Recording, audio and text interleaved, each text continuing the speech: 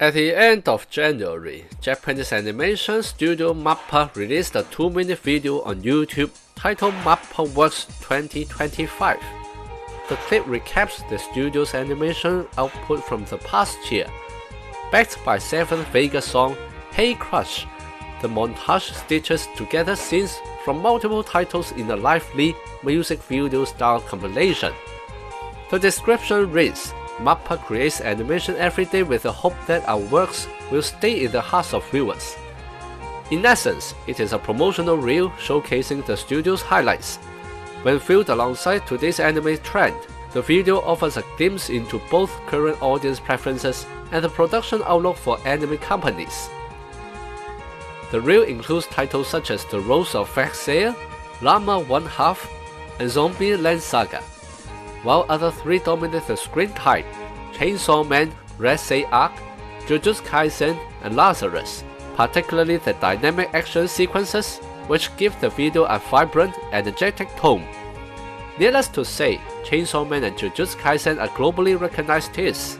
Lazarus, which occupies just as much clip time but attracts far less attention from anime fans, is an original 13-episode series about a secret US government team assembled to save the world.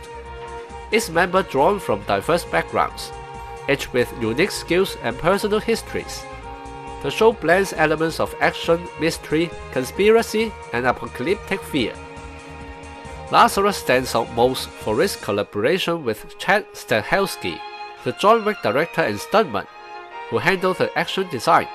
The series features remarkable parkour and hand-to-hand combat sequences, crisp, weighty, and meticulously choreographed, which is outstanding in recent years.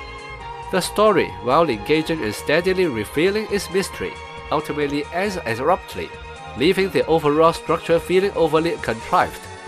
Yet even before the finale, the show failed to gain traction and remained far less popular than Chainsaw Man or Jujutsu Kaisen.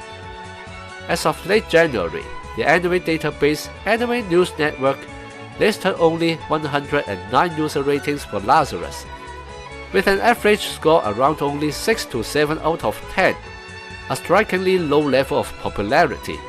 Why?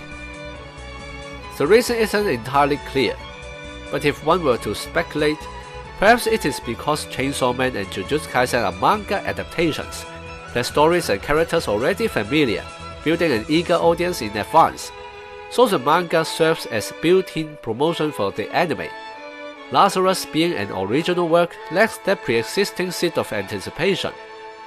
In terms of action, Lazarus easily surpasses the other 2 and most current titles.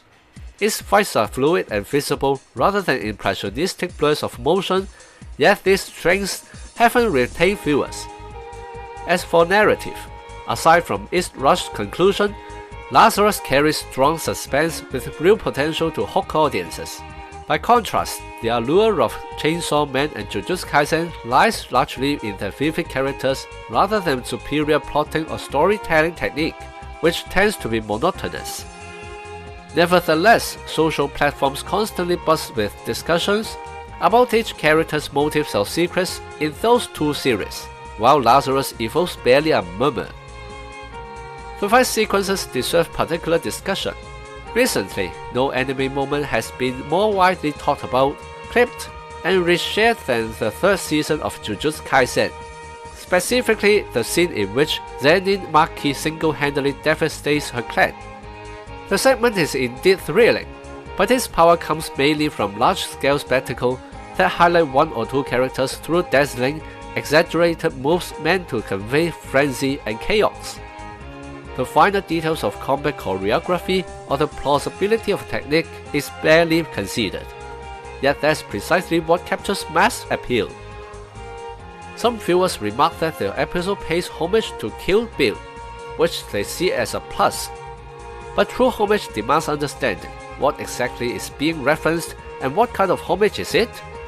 There are at least 2 main kinds. First, there is the lateral type, an internal dialogue among creators that flaunts erudition rather than creates originality. Second, there is the unadventurous type, recycling crowd-pleasing famous scenes under the name of tribute, which in effect borders on imitation. In contrast, Lazarus takes a different route.